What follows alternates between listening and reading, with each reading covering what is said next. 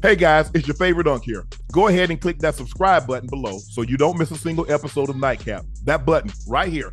Come for the sports, stay for the stories.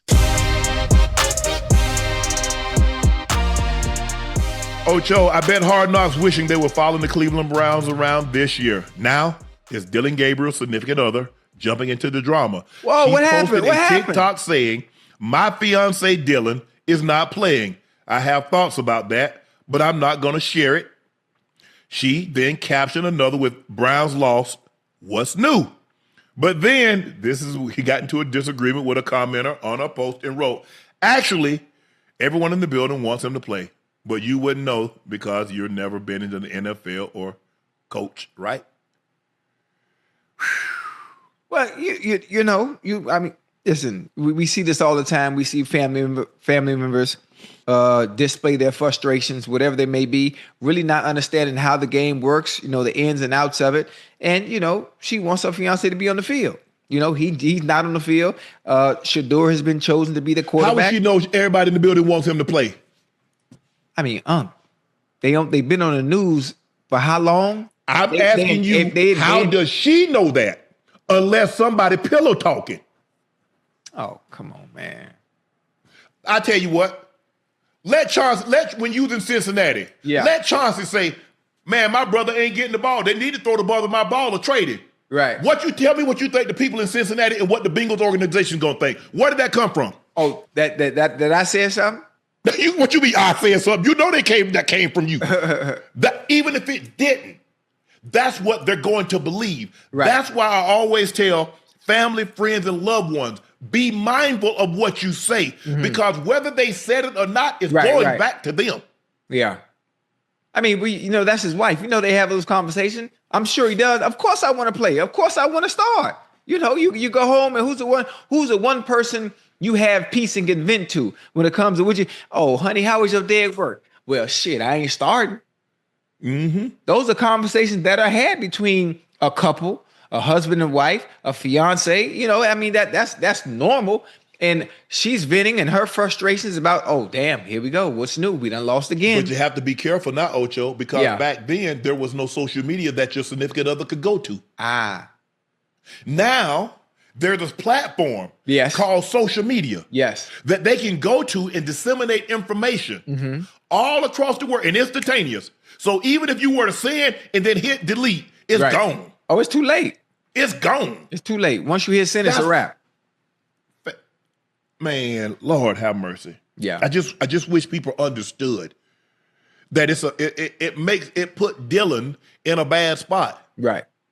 Because I don't believe, when she said hold on, what did she say? Actually the building. When she said the building, I think it's from locker room up. I don't think it's the locker room down. I don't think it's the locker room. I think it's from above the locker room up. Yeah. The building, I think that's the executive. I think that's the front office. Hold on, we already know that though. We already know that based on the words, based on things that have been said. You know that part. But down below, where it really matters, the meat and potatoes of the team. I don't need this. I don't need to say no more because I can't throw anybody else under the bus. Like I slipped up a long time ago. I don't want to do that again. But that's what they want. That's what they want inside that building. The people that's going to war. And I'm not telling you what I heard. I'm telling you what I know. What I don't understand is that people need to understand you're not the center of attention. If you weren't dating Dillon Gabriel, how many people you think would know who she is? That's with anybody, unless you're Taylor Swift. Now, Taylor Swift is a different animal. Mm-hmm. Everybody know who she is, even if she's not dating Trav. Right. But when you look at it, Sierra and Russ, okay, that's a different dynamic. Right. But when we're talking about somebody that doesn't have that name or brand recognition, that you only know, oh, that's Dillon Gabriel fiance. Right. Oh, that's Ocho's wife. Man, that's Ocho's significant other. So anything that gets said out of her mouth, that at core that relates back to football, right? Oh, Ocho talking ass. That's how it is, Chad. I'm sorry. It's just like stuff at work. When stuff come back to work. Oh, I told you that. I've seen situations get messy because something got said in the locker room. Somebody went back and told their wife or girlfriend. And whoop, whoop, whoop, whoop, whoop, whoop, whoop. Now. And it got all over the place, huh? All over the place. Damn. And you know where it came from because we talked about it in the locker room. Locker room, yeah. And ain't none of the wives, girlfriends, significant others, fiancés, or whatever they want to be within the locker room to hear it. So one of you mofos said it. Running your mouth. And in our group, it ain't but a small group. It ain't like we talking aloud across the room. Uh-huh. We're talking in a small group, 4 or 5. Yeah. Oh, so it's or easy. We on the practice field. It's easy to pinpoint who said something. Man. Yeah, absolutely. Absolutely. I always ask somebody, hey, man, Shaw, let me tell you something. I be like, okay, who else you told? Man, I ain't told nobody. Because I don't want you to tell somebody else and then they get out and then you tell me, but Shaw, I did. I ain't tell nobody but Shaw, you a damn lie.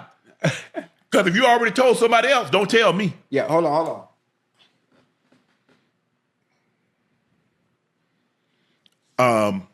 Yeah, it's Chad. It's just a bad spot to put your significant other in the locker room, because I'm telling you how athletes think.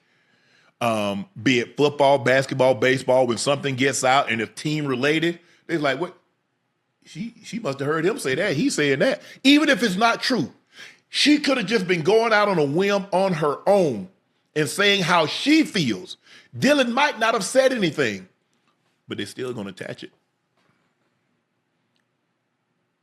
It's just like anything else. If somebody does something, the first place they go look. Yeah. Hey, you see that? Yes, sir. First of all, why you got my jersey, Ocho? Why you got my jerseys? Hey, listen. Hey, let me tell you something. Hold on, let me tell you how I got the jersey. Hold on. Hey, see, when you was out of town, right? When you were traveling and you were doing them alcohol. Hey, listen, you were doing them alcohol signings, and I had to break in your house, right? And I had to steal my trophies. Dude, I snatched one of these jerseys up off of you. I snatched one of these jerseys. How about we make a trade? Huh? How about we make a trade? Nah, don't worry about it. I'm gonna keep this. I'm gonna keep this for the rest of my trophies. Hey, this the real deal too. Look at the sleeves. Oh yeah. Ocho, I got the home and away. Yeah. I like that. Beach high tides. I like that. Well, I tell you what, when you send the rest of my awards, I got you. Yeah. I appreciate this. Hey, it's heavy. It's stitched up too. This the real deal, right? Oh yeah. Hold on. You see what that is? Yeah. Yeah. Hey, we look about the same. See the guns? Yes, sir. Yeah, I appreciate that.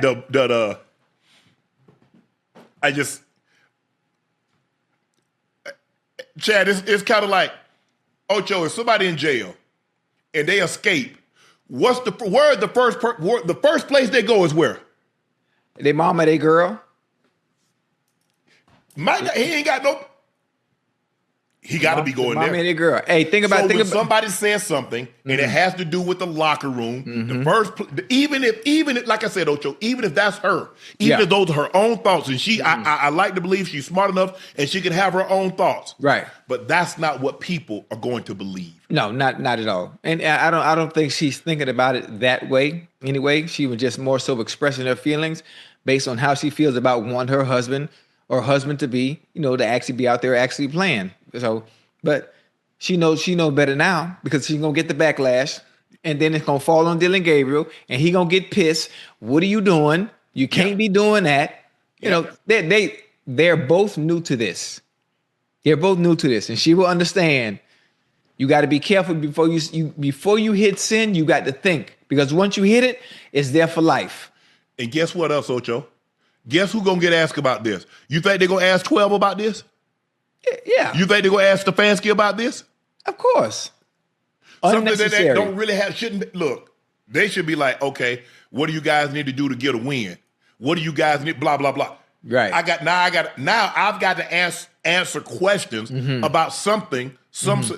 A lady that ain't never only been going to the game to see Dillon. Yeah. Now I got to answer questions about what she said that Right. ain't got nothing to do that's going to help us win a football game, Ocho. Nothing whatsoever. Yeah. Hey, it just adds to the circus. Adds unnecessary fuel to the fire. So I just like, Chad, I would just recommend anybody, young ladies, if you dating a guy in college or high school and you guys might be together, just keep that in mind. Everything you say that's related to football is going to be tied back to him. And you might have you might be your own person. You have your own thoughts, you have your own mind, and I get to talk. I can speak freely. But they're going to tie it back to him. And that's not fair. And that's not fair to him. No. And you don't want to put that kind of stress. You don't want to put that kind of pressure. And you don't want to shine that kind of light on him. So just be mindful of that your actions going to reflect back on him. Absolutely. It's going to tie back to him. Just like if you do something out. Oh man, you heard what happened to Ocho girl? Man, you heard, man, they say Sharp girl was acting a fool in the mall. Yeah. It's different when you date a celeb, entertainer, actor, actress. It's a different set of rules. Yes. And you have to move differently. You got to abide by it. You can't like, I move how you can't do that. You can, because now you can't just think about you. You have to think about that other person and the possible jeopardy or perils you might put them in. And I don't think enough people do that. No.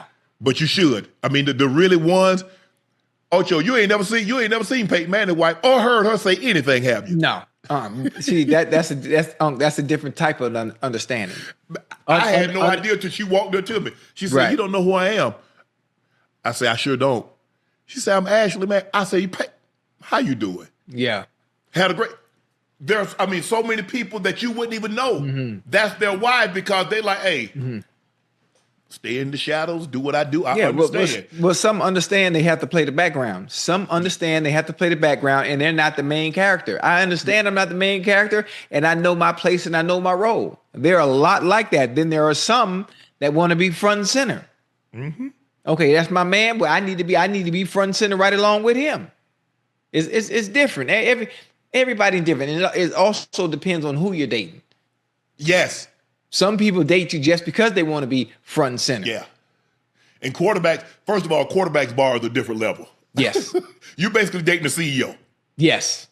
You date the CEO. The guy. So you definitely have to be willing to take a back seat. You got to be like Savannah James. Oh, yeah. Oh, yeah. She ain't gonna, she gonna do a little podcast. She got a little, whatever she got going on. Hey, look, they try to beat up on Aisha Curry, but I understand what she's saying. But man, I just hate it. I just, understand. Like they're young though, Ocho. Some things, sometimes you have to make a mistake before you understand the gravity of what you're in. And then you get a true understanding of what you're dealing with. Right. So hopefully she learned that. Just keep that to yourself. Okay, the building wants him to play. If and when that time comes, he gets an opportunity to get back in there, he plays well, he's able to hold down the spot. But don't you go on social media and act up. Ocho, Shedeur Sanders says he's working hard to build trust with Jerry Jeudy. Shedeur says it's going to take some time. That chemistry with guys like Jerry, I'm more of a trust person, so we have to spend some time on the task. It's just, and I told you, Ocho, anytime you start doing this right here. Yeah. I mean, listen, Unc, it's a disconnect. Yes. It's a disconnect. Once that Wi-Fi get on point, it's going to be all right. You got to understand, these two ain't worked together, Unc. Right. Chemistry is very important. I think those that have played the game at any level, you understand, it's one thing when you get to the NFL, right? You have to work with your receivers. You got to work with receivers because just because you have a ball in your hand and you have a guy out there running routes doesn't mean you have an instant connection.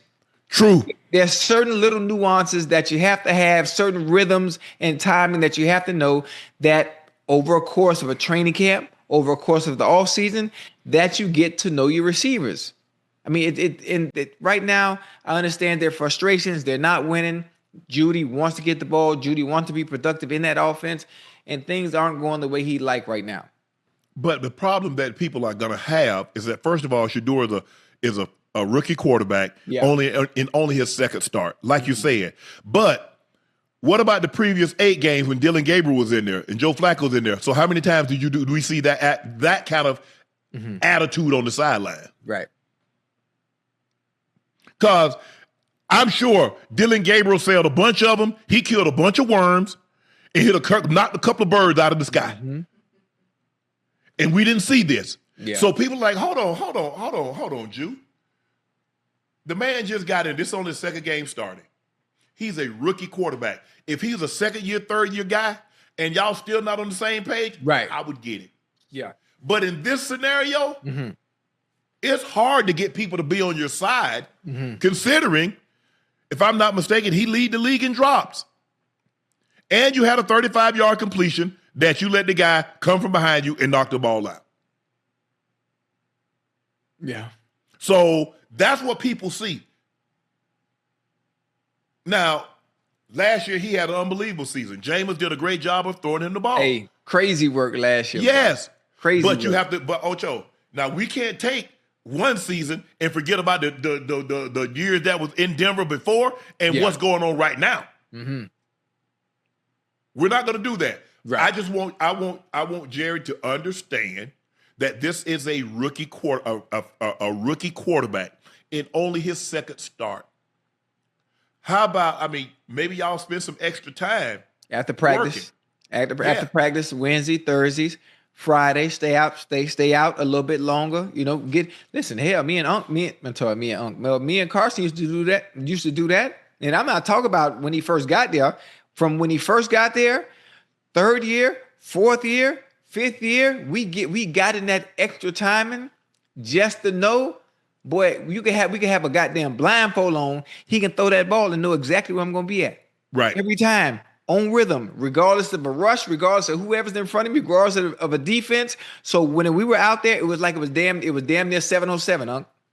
Like, that's how sharp and on point and precise we were. It was damn near like 707. But it takes time to build that type of relationship. You just don't go in like, okay, we got it. No. It doesn't happen like that. No. You've got to put time in. Y'all need to sit in a meeting room. Okay, tell me what you're thinking on this route. Tell me what you're thinking on this play right here. That's how I was with John. I'm like, okay, tell me what you're thinking. Well, if the guy's playing you like this, expect it on the outside. If he's playing like this, I'm gonna put it on your back shoulder. Or, hey, like we were talking about when that guy's running and I can't beat him over the top, Ocho. Yeah. He said, I'm gonna back shoulder you. So just know that the ball's gonna come and you're gonna have to open your hips and catch it on your back shoulder. And you know what's funny is that I like that we talk about this too, and I want to talk about the way I view Jerry Jeudy and the type of receiver he is they're having problems. They're having problems and issues offensively over there in Cleveland. But I've always seen Jerry Jeudy as not a problem, but a solution to the problem, especially with the skill set that he has as a receiver, regardless of the drops, regardless of the issues he's may have had, understanding what he can do when it comes to putting people in the goddamn blender, being able to find the mismatches for him offensively, knowing that he can beat whoever is out there at DB. He can beat, let me say this again. He can beat whoever there is out there at DB. He's a mismatch for damn near anybody, unless we talk about, one of the top 2 better DBs in the NFL. His route running is tremendous. His ability to separate is tremendous. So I don't even understand where the issues are coming from. Especially seeing them with the animations and theatrics on the sideline. Yes. Yeah, let's goddamn easy. The fact that he's one of those few players, there's only a handful of them. I don't got to worry about you. Here, I need you to just get open. Just do that for me. Just get open. Ocho, you look at Jeudy as a number 1? Yeah. Not even close. You don't think so? No, sir. Hey, you listen, can I say something real quick? Yes. I know some maybe people in the chat, or maybe you might not be fond of him, but I like him. I thought he should have been. I said when they came out, he came out that draft with CD, with Jetta, with Ruggs. I said he should have been the number one receiver taken. Yeah. So and I was happy that he went, but Ocho. Hey, simply this, huh? Simply this. Being able to get open, beat man to man, and create separation, that's all I need. Because the ones that are number twos can't do that consistently. The people that are number twos cannot do that consistently. Those all receivers that are number one receivers, my offensive coordinator doesn't have to hide me. It's third down. We need you to get open. Man to man, I don't give a fuck. Oh, I almost cursed. I don't care what it is. Get open. Jerry Jeudy can do that. He can do that. I'm just saying. You can name 20 receivers, 25 receivers better than he's number one on that team because you got to look. If you're talking about a number one, because he has to be a number one on that team. But you go 25 deep receivers before you take him. So we basing things off skill set, or you basing it off numbers? What are we talking about? His skills are not conducive. Look at his numbers in Denver.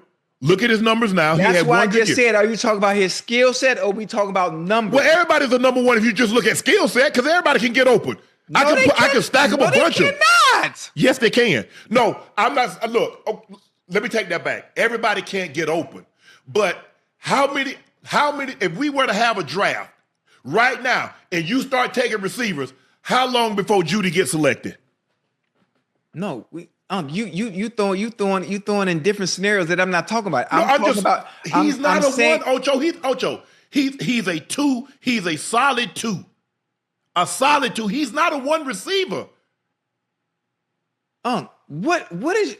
Let me ask you a question. Hold on. What is your criteria? Wait. What's your criteria for being a number one receiver? I'm curious. They build a game plan to stop you. Are they building game plans to stop Jerry Jeudy?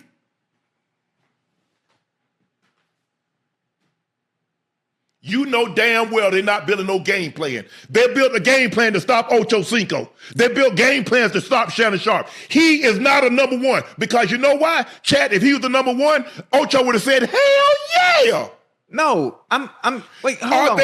Are the defensive building game plans to stop him? Yes or no? Hold on. So let's go. We got 32 NFL teams, right? I asked you a simple question. No. You can't do that. No, let me finish. You got 32 NFL teams. So every time every team plays that has a number one receiver, the defense is game plan to stop their number one? Absolutely not. When we come in. Absolutely not. Or when we come in on Wednesday, is he circled as a guy that we got to stop? If we don't stop him, that's what a number one is. I'm not saying that every week he's going to get that, but we got to focus on him. If we don't stop him, we can't. It's going to be hard for us to beat. It's only 5 receivers in the NFL that teams have to do that to. Ocho, only he's 5. Not a number one, and it's Ocho. I get he's from Miami. Only 5.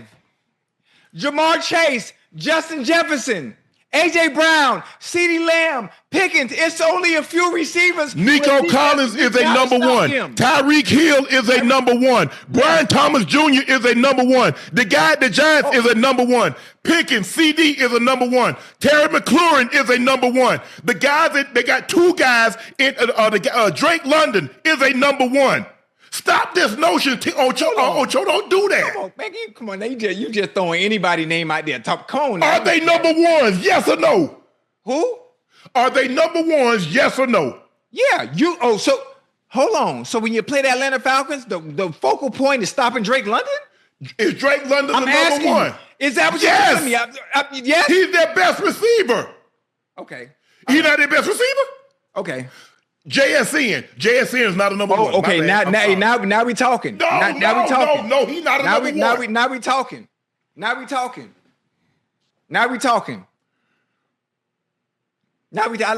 like that. Now we talking. Come on, Ocho. Nah, I'm basing it off what you're able to do. I need skill set. How we know Ocho? He's had 1 year. So what about those years that he didn't do nothing? So all of a sudden, so he just acquired this skill set last year. The previous 3 years, he lost it, and he's lost it now, but he had it last year.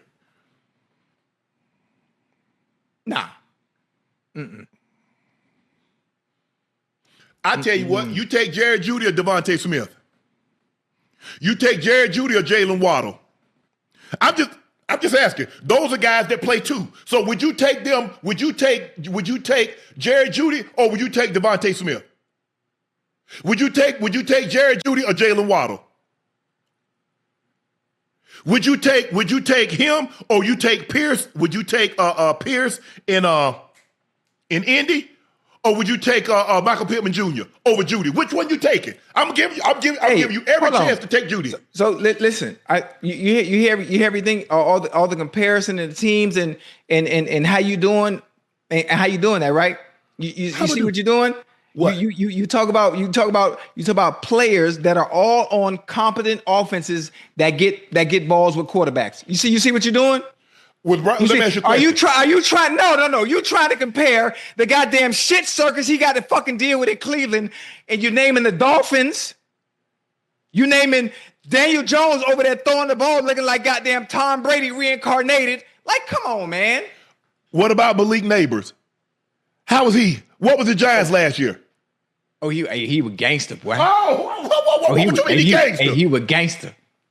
You mean that rummage sale that they had up at the Giants last year? That he had 100 and something catches? Yeah. They threw that thing to him like crazy.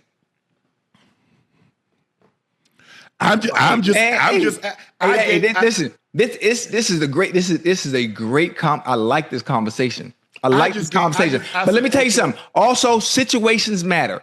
Where you are matters.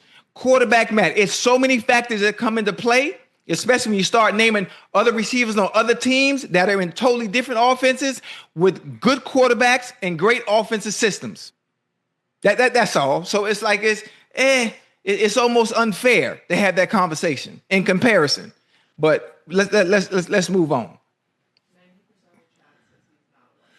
Well, 90% of the chat disagree with you. 90% of the chat say he's not number one. Hey, 90% of the chat can't cover me.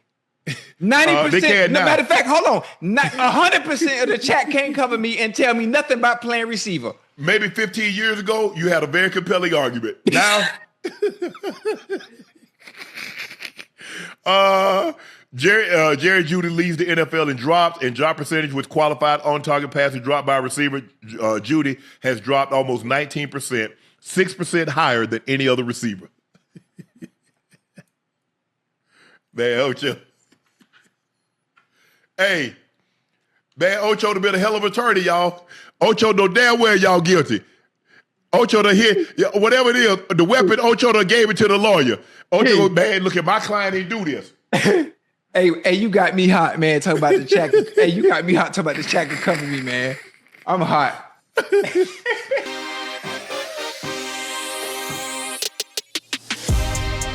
Speaking of Hall of Fame, Terrell Suggs went on Johnny's Glory Days podcast and talked about Antonio Brown's upcoming Pro Football Hall of Fame candidacy. Suggs said is he a first ballot? I wouldn't think so. The off-the-field stuff, they're going to shy away from that, probably until it gets resolved.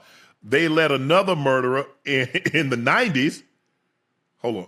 They let another murderer in the 90s. I bet you if they could, they would have waited. Like, might not want to put this guy in this fraternity just yet.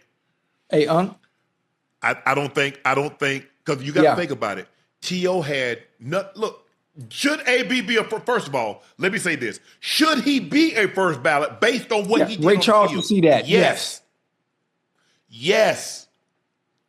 But with T.O., they changed the bylaws. They said what you did off the field and what you did in the locker room or on the sidelines could be weighed against you. So you see how they did that, Unc? You see how they were able to move the goalposts? You see how they were able to move the goalposts and having the power to control? Having the power to be able to control when and who not to let in when the criteria for making the Pro Football Hall of Fame is conducted and based off what you do in between the goddamn lines. So now we're making it personal. They changed it. Yeah, they changed it. They changed it for in their favor. So if you don't conduct yourselves in the manner in which we see fit away from the game of football, now we can chastise you for it. I mean, listen, AB is a bona fide Hall of Famer, no matter what. I understand what he's done off the field. I even understand some of the stuff he's done on the field. But when it was time to go, when you talk about the story, and you talk about some of the greatest NFL receivers that ever played this I almost curse. Greatest receivers that ever played this game. You can't tell the story without mentioning Antonio goddamn Brown. You're right. I think he's talking about OJ, but OJ was already in. That's the one thing about that fraternity. Once you're in, they can't take you out. You're there for perpetuity. So I think he was talking about OJ, but OJ was already in, so there's nothing you can do. Now maybe at USC they removed some of his paraphernalia, or they took him. I don't know, but in the NFL, once you go into that building, you're in that building. I just think the thing is, Ocho, I just think he's going to have to wait. They made T.O. wait 3 rounds. If T.O.'s not a first ballot Hall of Famer, the man had the third most catches. I think at the time of his retirement, he had the second most receiving yards, over 1,000 yards. There's only been 3 men that's been a first team All-Pro with 3 different men, with 3 different teams. Deion Sanders, Ted Hendricks, and 1 T.O.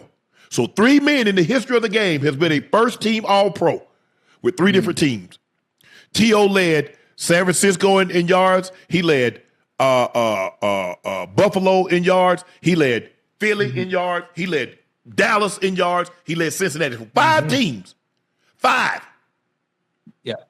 T.O. the first ballot. You know what I don't like? I don't like the fact that they hold so much power. They control everything. Yeah.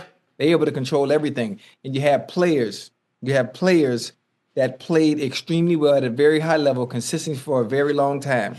And you have people that are able to control, and it affects a lot of players that want to be a part of that fraternity so bad. You want to be, so you have to pander to it. It's out of your control. So if you can't even be yourself. You have to be something different. You have to conform to what they want you to be like while you're playing the game in order to be a part of this over here. Because of what it means. One of the greatest, if not the greatest achievement as an NFL player. But boy. And the thing is, I don't know if he's talking about OJ, but OJ was acquitted. Now, you might think he did it, or he know who did it, or he had something to do, but he went before 12 men and women, and they said not guilty. After that, we can come up with conjecture and speculation and innuendo all we want.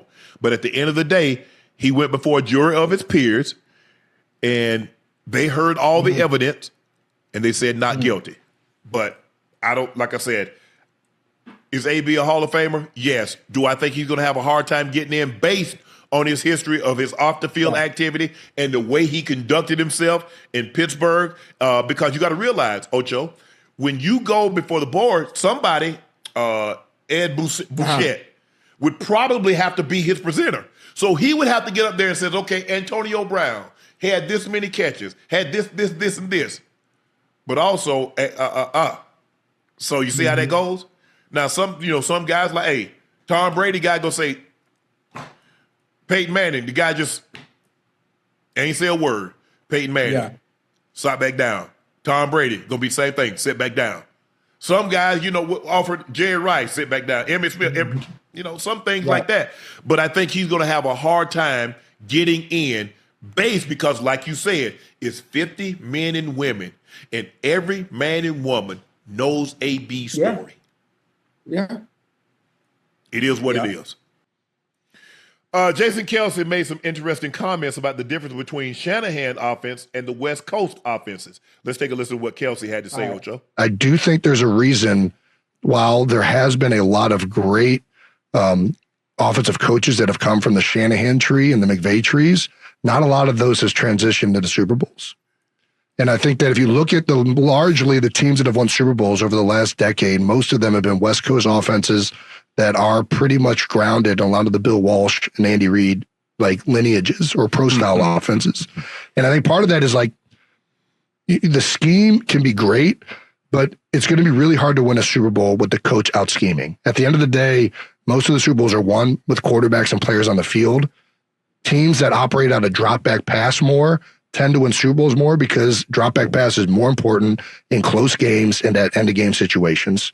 And that's why I think the West Coast offense, while it's not as, as ridiculously interesting as some of the Shanahan principles and things, I think it probably translates when you have great players into more success at the end of the day.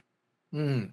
Hey, Unc, I like that a little bit. I like what he's saying. Obviously, Shanahan's system and the West Coast system, I think it all comes down to obviously having a combination of both. Having a combination of great players with the great quarterback. Because if you have a great quarterback, regardless of the offense that you are running, whether it's Shanahan like or if it's West Coast system, being able to manipulate that offense and knowing exactly what you're doing and having the right supporting cast, hell, anything is possible. Anything is possible. It all comes down to the person at the helm who has the ball in his hands the most in his decision making. That's what it comes down to at the end of the day. Scheme is great. Tactics is great. The system you're running is great, whether it be a Shanahan style offense or whether it be the West Coast system offense. Hell, we've seen the West Coast system offense be successful. Think about how many teams that have a West Coast system that have won the Super Bowl. The thing, look, in Mike's system, the West Coast system, they really use the short passing game as their run game. The true West Coast system, the way Bill Walsh ran it, they never had a Terrell Davis. They never had a guy that could hit his head, that could run the ball like that. And if you go back and study, you look at Green Bay. Green Bay, they had Dorsey Levens. If you go back and look at the West Coast, the very few teams have had a guy that could run the ball like we had with TD. And even though you go back and you look at the Broncos, even after TD, they had Mike Anderson and they had Reuben Drones and we had Clinton Portis and they had a number of guys. They weren't TD. And so if you look at now, McCaffrey, you see how what they're able to scheme and how they're able to run the ball with McCaffrey. And still, they still throw a lot. We didn't throw the ball that much to the running backs. That was my job, Ed's job, and Rod's, Foot's job to do the leg work as far as the passing game.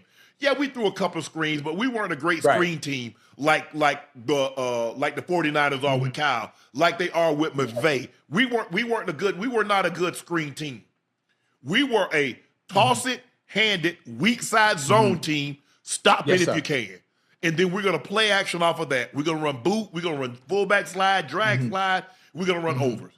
And we dare you to stop. You know what I do like too about the West Coast system, Monk? And for those that are in the chat, to give you a different perspective, especially when it comes to soccer, I want you to think about the Barcelona teams. The early days of Messi, when obviously they kill you with 100 passes. Tiki-taka, tiki-taka, tiki-taka, tiki. That's what I think about the West Coast system, Monk.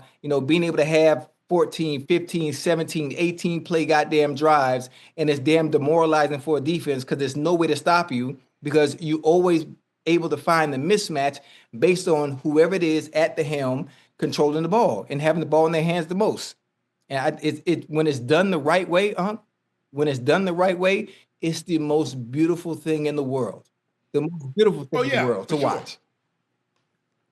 But if you look at it, you look at Andy Reid was in that system. Andy Reid, you look at because he came from Mike Holmgren, John Gruden, all those guys, Mariucci, all those guys was under Holmgren who came up under that system. Mike went directly to San Francisco and got that from Bill Walsh himself. And so you see all the guys that came from Shanahan, Kyle Shanahan, McVay, all those guys, LaFleur, O'Connell, all those guys. And so you see a variation of it. They do a lot of put their own spin on it, Ocho, but that's what it is. But none of them has really had a guy that can run the football like a TD.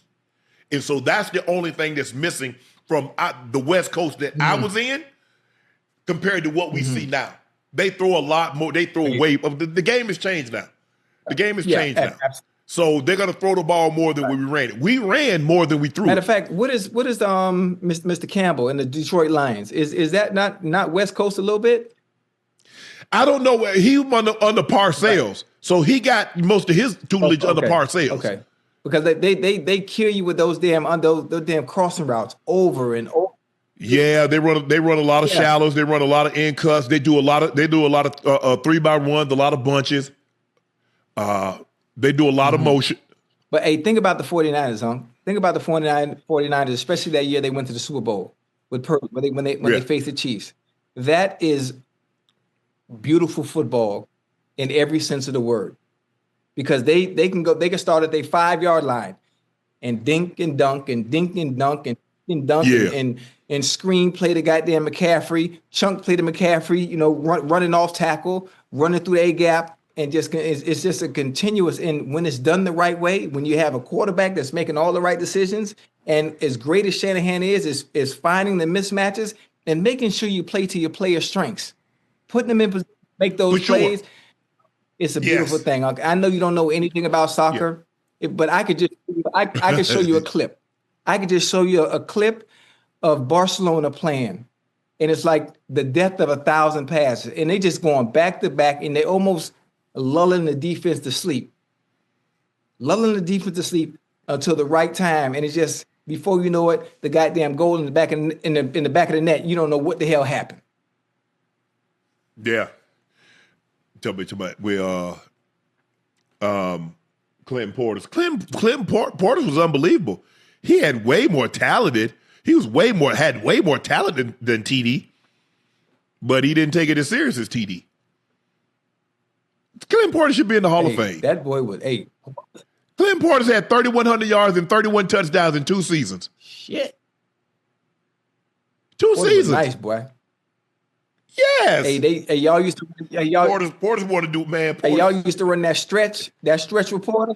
Yes. Like I think Peyton used to run that a lot too. We looked at the quarterback almost falling to get that stretch out there. Yes. Oh my goodness. Yes. And Portis a hold it. And then we play pass off over it and throw the ball over your head. Portis a hold that stretch long and cut back across that grain. Boy. Good night, Irene. Look. And once Portis hit that second level, Unc. Oh, you get good luck getting him down. Good luck. But if Portis would have taken it serious, Ocho, do you know how many times on a Saturday night I sit up in my room after bed check, I see who's leaving. If I see who's leaving, who you think else see him leaving? Coach. That's why he traded him. Who's going to trade a running back? Think about it. He's offensive rookie of the year. He goes to the Pro Bowl. The guy that he beats out for a Pro Bowl spot is LaDainian Tomlinson. LaDainian Tomlinson had 1,600 rush yards and 100 catches in a season, and Portis beat him out for the Pro Bowl. Damn. Mike traded him because of that. I have a question. He wouldn't want to work out. Wait, he was lazy? Hold on. Coming from a program like the University of Miami, where everything is predicated. I don't know where he came from. I'm telling you what he was when he got to Denver. I'm telling you when he was with Denver. Wait, the way them boys work coming out to you? I just thought that transition would have stuck, especially going into the league.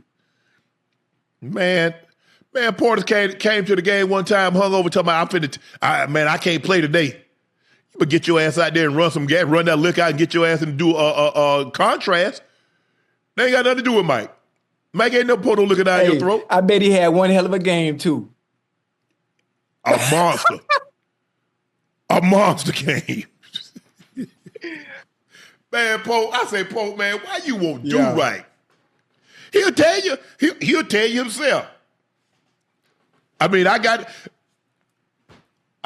it was just going to be a matter of time. I didn't think he was going to trade him because I did all I could, being a veteran presence there, try to do all I could. Come on, Pope, man. Damn, just do right. Hey, matter of fact, wait, who was the replacement? Pope come to practice and wouldn't even have his shoes tied, and they couldn't tackle him.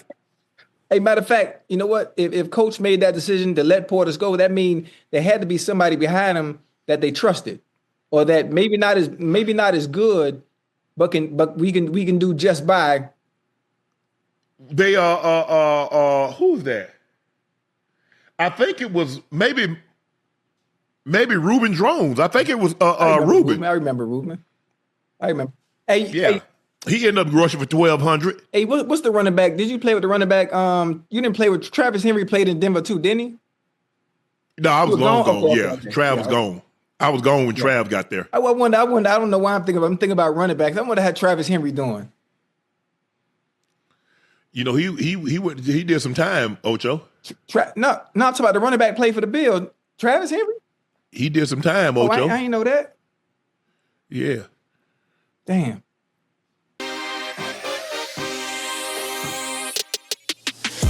Ocho, one day after being claimed by the Buffalo Bills on waivers from the Steelers, cornerback Darius Slay has informed the Bills he will not be reporting to the team. Slay had been a healthy scratch in Week 13 and seemingly fallen out of favor in Pittsburgh, so the two sides have mutually agreed to part ways.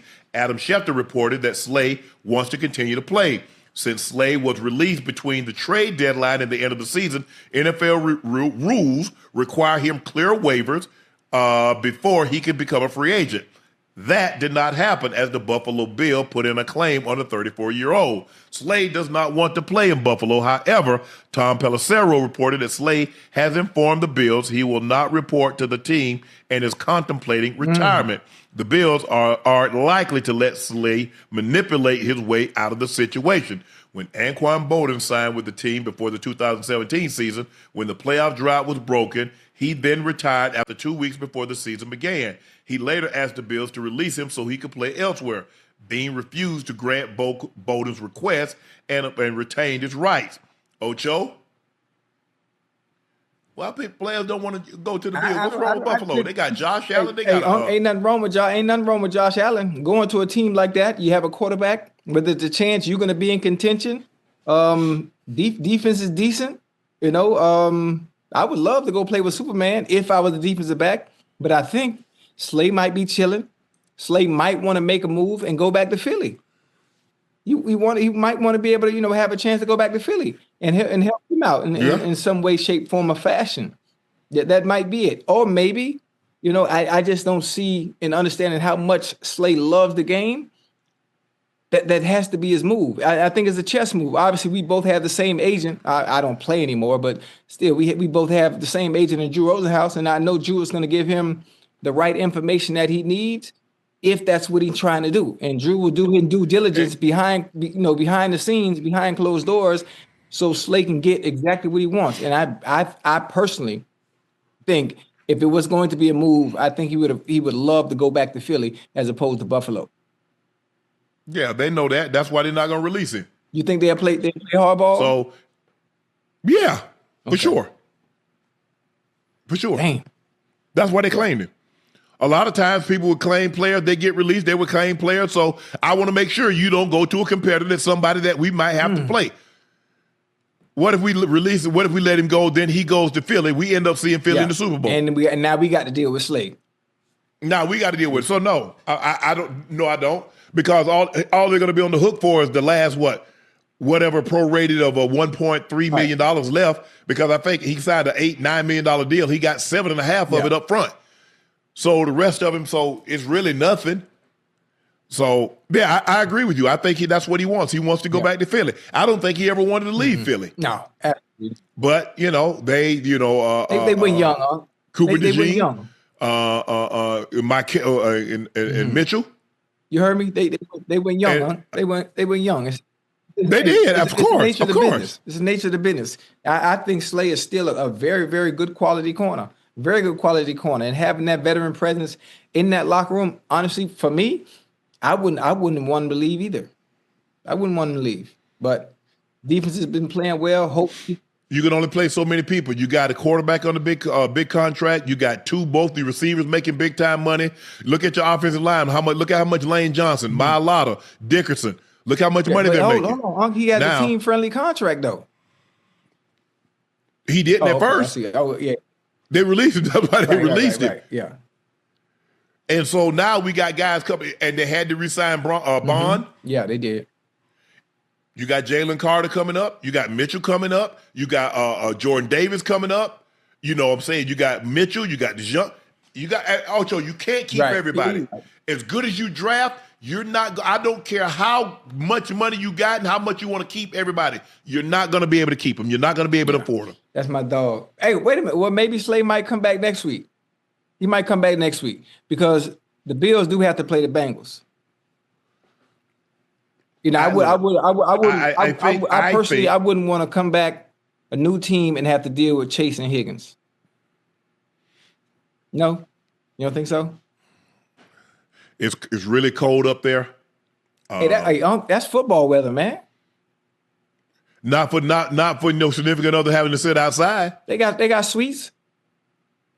Man, please. You don't like the suites in Buffalo? The suites in Buffalo, nice. Man, that man ain't try to pay money like that, Ocho. You don't think so? You know how much suites cost? Not that much. But suite ain't number 10,000. Clearly, you I didn't had have a suite. One. No, you didn't. Not for no 10,000. Yeah. How much Not it cost? Not even in Cincinnati can you get a suite for 10,000. What you? I'll probably say the cheapest suite would probably be a couple $100,000. No, what? Ain't no suite cost $100,000 now. Come on now. Boy, the suites, the closer you get to midfield, they cost $1 million. What the hell you talking Man, about? what kind of suite y'all? What did you talk? Ocho, you do realize most suites, they come 12, 16, 18, 24, 30.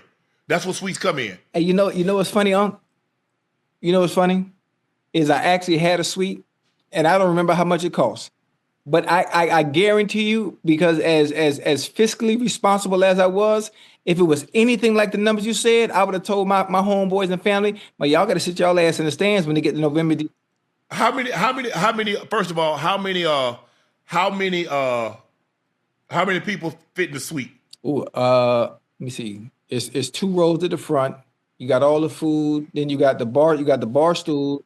You have to pay for the food. The food don't come with the suite. You have to pay for the food. But you know, separately. everything comes. I mean, it's part of the package. No, it's not. Yes, it is. You have to pay you get the suite, and then you have to pay extra for the food. Nah, I got a discount, Unc. I think that's what it was. I got a discount.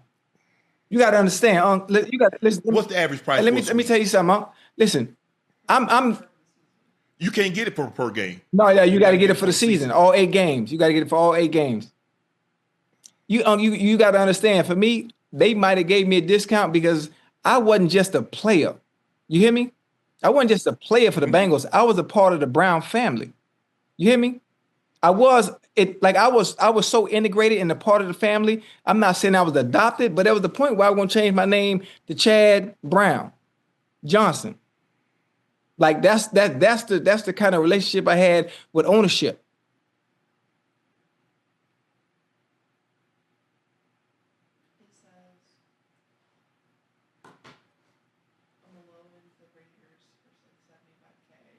I can't wait to hear these numbers.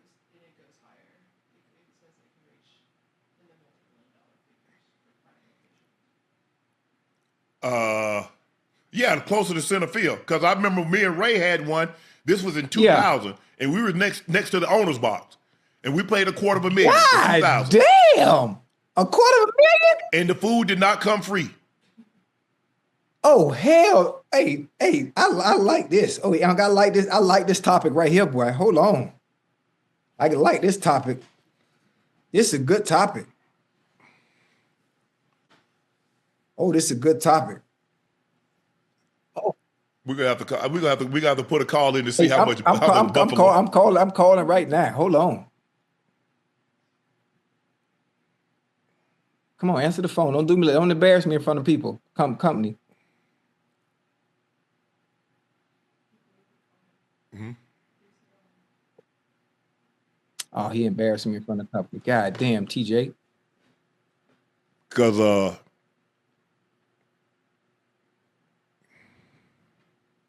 damn, he answered the phone. Now you got me curious. $250,000 for a suite? Yeah, because we obviously the owner's on the 50-yard. The owner's on the 50-yard line. Yes. So we had the suite right next to it. So probably Ocho in between the 20s is where you're gonna pay the most. Obviously, you start getting the corner and then the end zone. That's bad. Because you see what they call at the Super Bowl. Them suites at the Super Bowl be $2-3 million. That's crazy. And y'all, and honestly, at the Super Bowl, those aren't the actual fans. Those- Oh, no. It's basically a corporate event, Unc. That's all it is. And the thing is, Ocho, you have to give your suite up. If the Super Bowl is in your state, let's just say for the sake of argument, you got a suite in Cincinnati. And the Super Bowl's in Cincinnati, that's not your suite. That belongs to the NFL. Yeah, you're right. You're right. They got to make their money, Unc. Yeah. They got to make their money. They not playing about that. Yeah. I'm like, hold on, wait a minute. I mean, I'm like, God damn, $250,000, boy. Oh, heck. oh yeah, Ocho, it's expensive, man.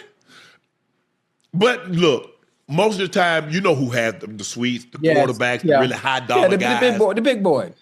And you know, you don't want your wives, because when I was there, the only guy that had a suite was John. When I was in Denver, the only guy that had a suite was John.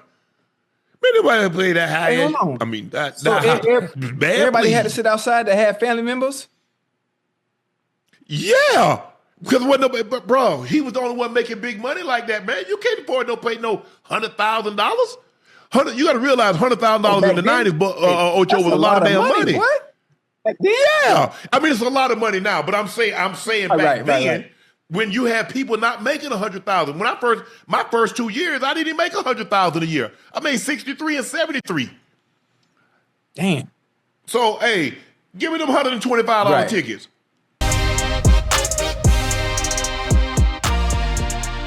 Ocho, hours after the Eagles lost to the Bears on Friday, Philly OC Kevin Petula was a victim of a house getting egged. Petula has been heavily criticized this season for the underperformance of the Eagles offense. The team ranks at the bottom third of nearly every offensive category. Ocho, consider how much eggs cost. Man, eggs down there $8, $9 a dozen? Hey, listen, they told me we were in a financial crisis. They told me the economy was bad.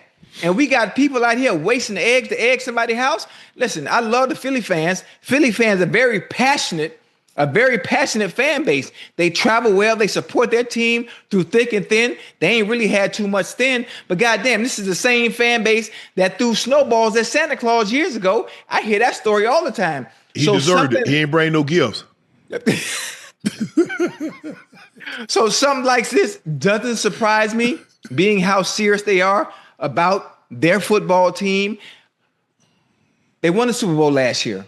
Things haven't been the same. The offense doesn't look the same. So who is to blame? Whose name keeps coming up over and over and over? Listen, that they're going a little too far. They're going a little too far. They need to have 24-hour security at Kevin Petullo's house so he doesn't have this issue anymore.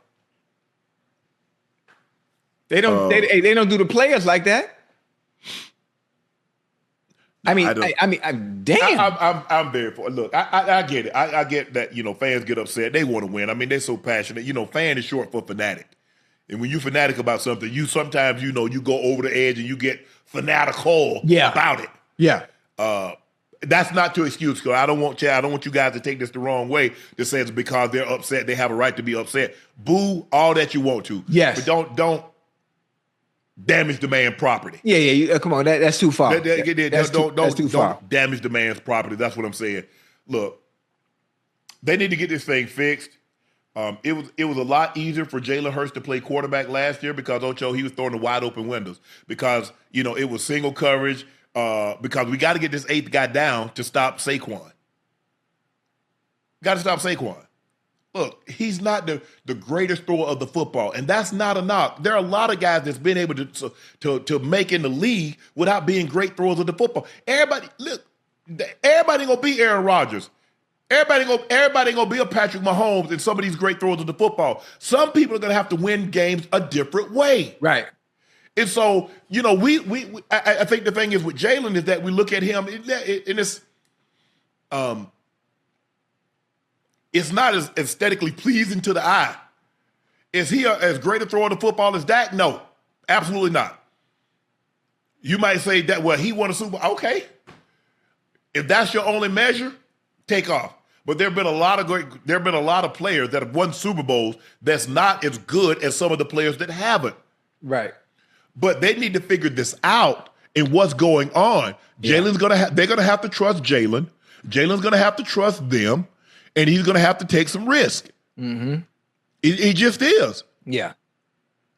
Listen, because I just don't see a scenario now, Ocho, where this running game ain't even close to what it was last year. No, absolutely not. And the fact that it hasn't got going this late into the season is probably not going to show up. It's probably not going to show up. I mean, this far into the season. But one thing I do know is I wouldn't count Jalen out, honestly, Unc.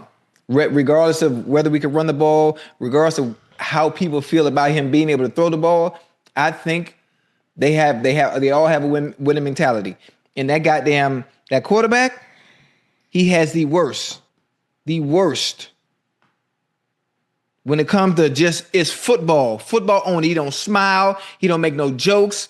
He's locked in, and he's been locked in since they won that Super Bowl. So if they're going to win, I think it's going to have to be on the shoulders of him and on the arm of that quarterback.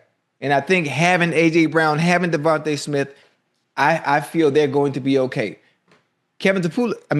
Patullo, he's still going to be calling the plays. So it's going the onus in winning those games, since you can't run, it's going to have to come from Jalen. I think the thing is, for me, Ocho, I'm going to see if he's going to be the offensive coordinator next year. Because I remember when they went through that lull. Yeah. And he said he believed in him.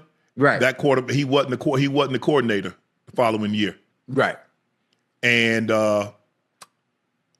that's when they brought Kellen Moore in. And Kellen Moore, they got called the plays. They went to the Super Bowl and they won it. So we'll see. Yeah. I mean, everybody says, "Oh yeah, we win as a team, we lose as a team." But we'll see how much are you willing to take losing as a team before you make changes. Right. Because we'll see. They gonna make them, but the coaches, Sirianni gonna say all the right stuff publicly.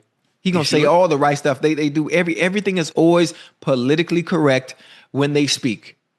But he know their issues because jobs are at stake. I know you're just coming off a Super Bowl win last year, but what's going on this year is unacceptable. By their standards, by not just the team standards, not the organization, by the fan standards as well. That's why they egging the goddamn coach house. Man, what's up? Now you better get it together, dickhead. You better figure it out. Man. Yeah, it's tough because, when you win the Super Bowl, that's the expectation. Yes. And people think Super Bowls are easy. People think once you win it, you just keep winning and winning and winning and winning. No. People don't realize, when Tom, they won in 01, they missed the playoffs in 02, and then they won 3 and 4. Mm-hmm. They didn't win in 5. They didn't win in 6. They got back in 7. They didn't get back in 8. Mm-hmm. They got back in 10. Then they missed 11, 12, 13. They got back in 4. It's hard. Mm-hmm. It's hard to repeat. That's why they have only been a handful. They've been 59 Super Bowl winners. Only a handful of those are repeated. Mm-hmm. It's hard. Very. It's not something that's easy to do because you have so much turnover.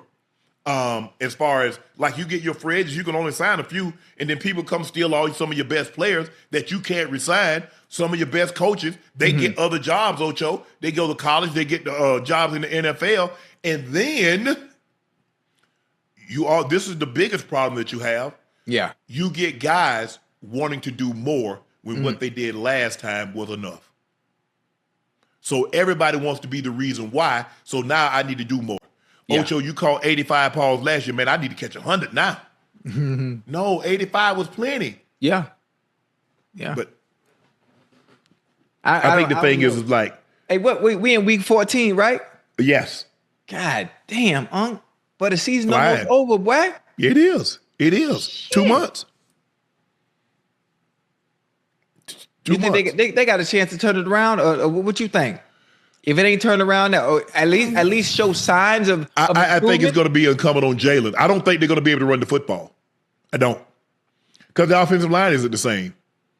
Your center's banged up. Your right guard is not very good. Your right tackle is not Lane Johnson. Right.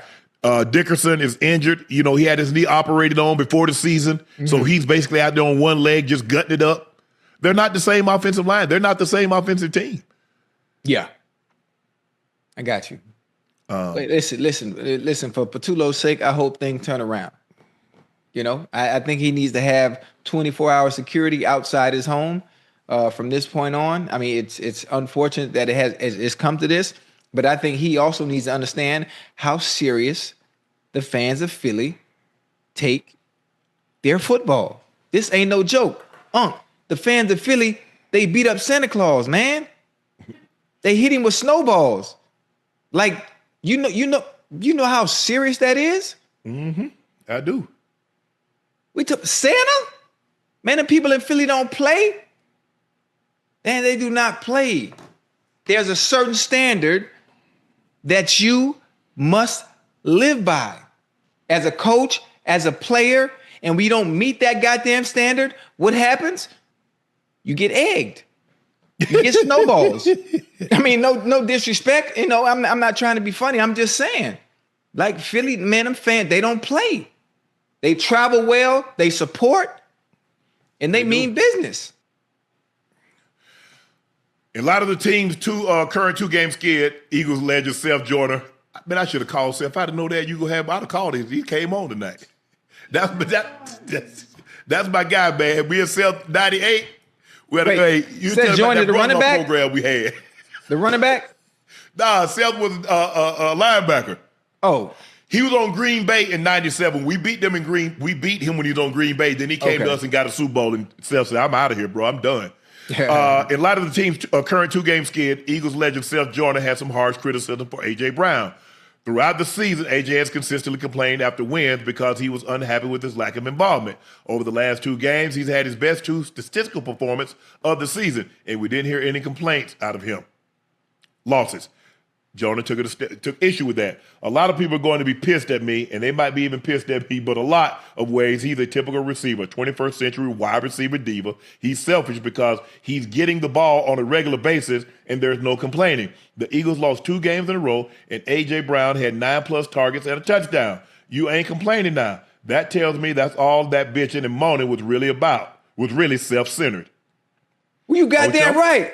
The fuck? What is he talking about? Goddamn, Seth. Yes, all receivers want the ball. That's the whole point. What are you talking about?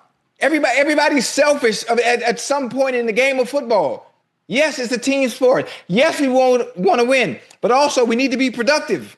We want to be productive. He didn't sign up if he wanted to run track, he would have ran track. If he wanted to run up and down the field and not do anything and not be productive, he would have ran track. He wants to be productive. He makes $33 million a year.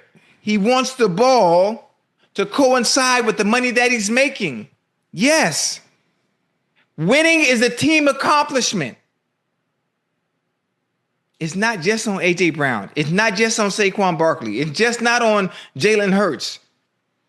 It's a team effort, collectively as a group. When everybody does everything right in unison, you get a W.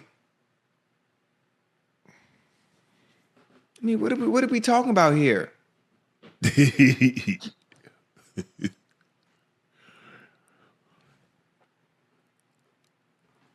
It's tough. Very. Because a part of me understands what he's going through. Yeah. And a part of me like, man, look, I wanted the ball too, but I understood at the end of the day, it's just hard. It's just hard. And fans are going to look like, bro, we winning. Man, we winning. Just shut up. If we weren't winning and you're not getting the ball, I'm going to be on your side. I'm going to have a bat up, throw to AJ. But when you're winning, and I get he promised the owner that he wasn't going to speak out anymore, so he wasn't going to say anything after games, or he wasn't going to put anything on social media. So that might be a reason why he's not saying anything, because he promised Jeffrey Lurie that he wasn't going to say anything. It's just tough that when you win, to complain, because I thought the ultimate goal was to win. And I get his point that, look, I'm a number 1 receiver. You paid me money. You traded for me to come here. Okay, treat me like that and throw me the ball. Hey, I got a question. Yes. You know, the Eagles defense gave up, you know how many yards last week? I do. Yeah, a whole lot. Goddamn defense, one of the few games all year long, finally, that damn collapsed. And when we needed the offense to pick us up, what happened? They ain't show up on. I keep telling people, I said, look, whatever your best unit is, They're going to have an off Sunday or two. The question is, can the other unit that's not as strong, can you pick them up? Mm-hmm. There were a couple of games in the regular season in 2000. Our defense didn't look like the defense that we had known and come and love. Mm-hmm. Offense had to pick it up. We picked it up against Jacksonville. We ended up winning 39, I think 39, 33, 39, 36, something like that. And we ended up, it was a close game against the Jets, the last game of the season. But at times, it's those types of, those happen. Yeah. For like you said, for the better part of 3 months, the defense had been sensational, has been stalwart. Awesome. And the offense, okay, man, we ain't got it today. Come on, AJ. Come on, Saquon. Come on, Jalen. Come on, Devontae. So it's hard for any unit to be up here. Yeah. Give you another example. The Super Bowl with Tom Brady. Yeah. They had been scoring all those points. They scored more points than anybody else in NFL history up until that point. Mm-hmm. In the one game, they couldn't get that. What did they need the defense to do, Ocho? Lock them down. Lock them down, yeah. We got the lead. Just keep them out the end zone. Right. We kick a field goal. We go overtime. We might win the top. Boom, go down, go boom. Happens sometimes. Sometimes it happens that way where the unit that's not as strong or hasn't been as statistically strong during the regular season, we need them come pull us through for a couple of games, Ocho. Right. Happens sometimes. It's tough. It's really tough. Hey, does it get any easier for the Eagles? Who no. They got Sunday night game against the they play the Chargers. Oh my God. And the Chargers defense, Khalil Mack, I forget his name, 45. They can put pressure on your quarterback. Hey, let me see. Derwin. Derwin James, yeah. They got Henley. They got Perriman. Henley, nice. Khalil Mack, they're collapsing the pocket. They can run. Yeah. Now we're going to see Justin Herbert had surgery today on that hand. Yeah. They say he's day by day. They'll know more later in the week whether or not he's going to play. I don't know if they have a good chance they're going to have a winning if Trey Lance is their quarterback, but hey. Damn, man. You can't force your defense. Because think about it, Ocho. How many plays that defense played on Thursday? Oh, Friday. Friday. They played Friday. They played Black Friday. So, hey, guys. Hey, today we ain't got it. Y'all better be getting it because we ain't got it either. But it's tough. It's tough. Yeah. It's tough because when you the guy, people don't look, but hey, how many balls you catch today? Man, I ain't catch for 3. Damn, what happened to you? Man, they ain't throw me the ball. What the hell you mean? What happened to me? So it's tough. It's tough. Hey, it's a few teams, in some issues and troubles with their seasons, right now where it's looking dim, it's looking dark. Mm-hmm. The Chiefs is another one. They got to get it together. Oh, they got to win out. Or they got to get it together. Oh, Joe, I remember. Look, let me tell you how I was. I remember when I first got the Undisputed, and they was like, "Man, Skip be doing Skip talk all the time." I say, "I don't get paid by the word. I get paid by the day." Right. So long as I show up, I'm gonna make the same money. Right. When I was at CBS, we had all those people on the panel. You might get first of all, it's an hour show. You got the host, and you got 4 other guys sitting up there. Yeah. So by the time they get to you, sometimes I have like 3 minutes. All I know that direct deposit hit, I got paid by the day. So I ain't complaining about no talk time because they don't pay me by the word. Right. They pay me by the word, and I'm trying to get in. I'm talking over everybody. I ain't gonna hold you to that. I'm talking over everybody. Let me get my quote in. Right. But I get it. I get part of me do empathize with AJ. He's like in his prime, and he knows. He's like, man, I know what y'all gonna do. Y'all ain't gonna look at last year. Y'all gonna look at this year because y'all gonna say I got a year older. I'm getting closer to 30, and you know when they get to 30, it's normally the cutoff. Oh, yeah, you know how they play. You know how they do. play. You know how they play with you. So, AJ, all I can say is just, bro, just go out there and just keep playing. Hey, just keep fighting hard. Just keep playing. Just try to stay positive as you possibly can. You know, pick up hurts when you can. Yeah. Hey, Philly fans, come on, man. I love y'all, man. Don't do the coach house like that, man. Don't do his house like that. Don't do it like that. And now watch Petula gonna go out there, man. Jalen gonna throw for about 500 yards, man. Well, that right tackle better pick it up because Khalil Mack ain't bull jabbing.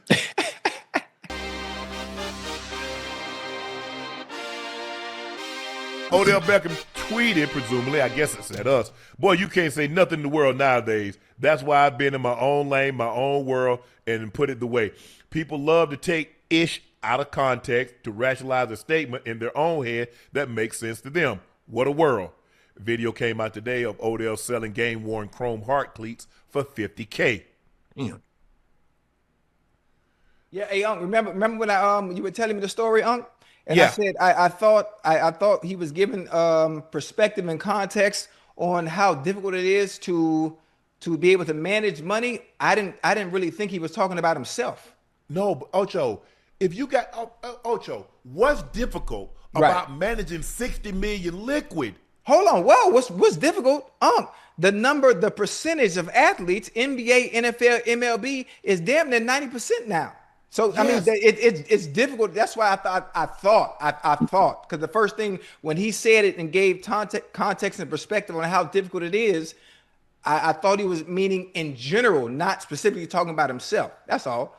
But go ahead. But I get what he's saying. Yes, sir. But you're spending, first of all, $4 million in yearly expenses. Yes, sir. Your home, family home, X, Y, and Z. Yes. Well, first of all, to spend that, you need to make at least $10 million. Right. Because you, depending on where you are. Now, if you're in a state that takes 50%, now if you're in Las Vegas, you're in Nevada, you're in Texas, you're in Florida. I think Ohio has no state income tax. I think Arizona is like 2%. So if you're in one of those states, so it's going to take about $10 million to do that, to have that kind of lifestyle. Right.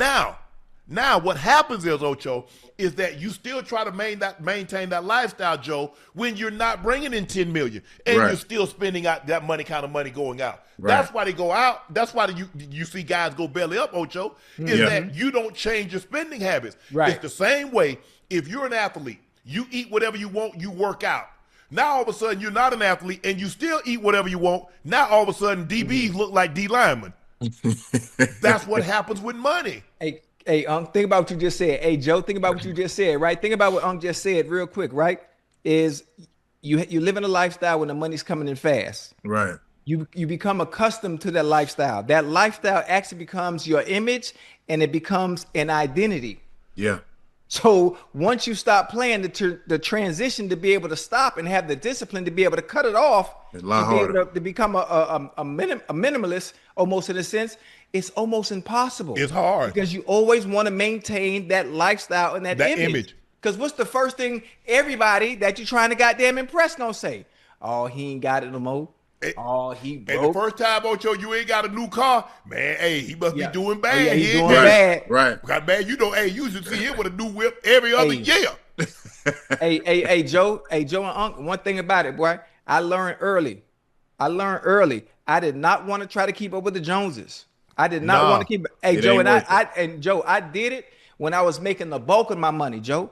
Yeah. I came in the NFL already cheap as hell. I didn't care about people making fun of me. I didn't care about certain types of women not wanting to date me because they know, he ain't paying nothing. He not, you ain't getting nothing. Right, That's okay. Because Right. I understand dealing with you is nothing but a liability anyway. Right. I Right. got the table and the legs you got ain't gonna hold it up. Hello. So you understand it. You play the game, Joe. It's all a game. And the better you learn to play the game, the longer you will be able to be without. Yeah. It's okay. But Yeah, you can have so that. many of us, so many of us are so caught up in looking like we fucking got it. Like everybody want to be rich. Everybody want to look like they like shit. No, that's not reality. Social media has us fooled. It has all of us fooled. They ain't got me fooled. they ain't got me fooled because I know damn well I do okay, and I ain't living like that. No, I ain't got it like that. Right, you know what's scary, Joe? Joe, this is the scary part, and this is for men and women. When it comes to the people that try to maintain that lifestyle, and you know they don't make the kind of money to continue that lifestyle, especially if you don't play sports. Yeah. If you don't play sports and you and all this flashy shit, that means you're willing to do anything to maintain that image. Well, if and that in itself is dangerous, Joe. Yeah.